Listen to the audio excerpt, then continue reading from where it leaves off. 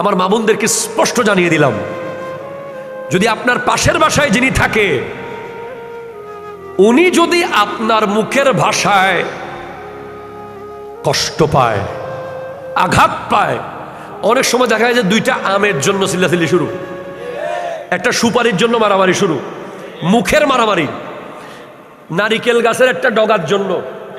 শুরু হয়ে গেছে, সুপারি গাছের একটা পাতার জন্য তুফান শুরু হয়ে গেছে। অনেক কথা বলেছে, যে এত কথা বলে ফেলেছে, এই কথাগুলো যদি বিক্রি করা হয় এরকম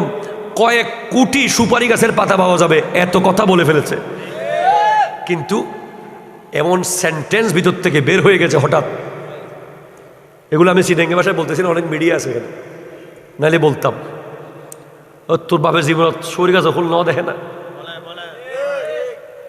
আরো মানিয়েও বলে। এই ধরনের সেন্টেন্স যারা ছোট একটা মাছ, পুকুরের মাছ,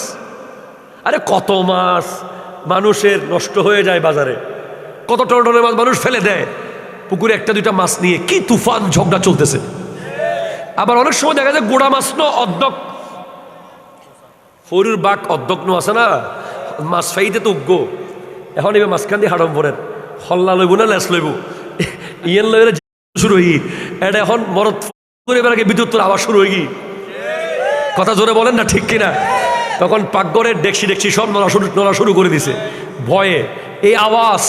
এই অনিষ্টতা মুখ দিয়ে জবান দিয়ে যারা প্রতিবেশীকে করে থাকে, ওরা নফল নামাজ পড়লে কোনো লাভ হবে না, আমার নাম হচ্ছে জাহান্নামী, ঠিক কিনা জোরে কথা বলেন,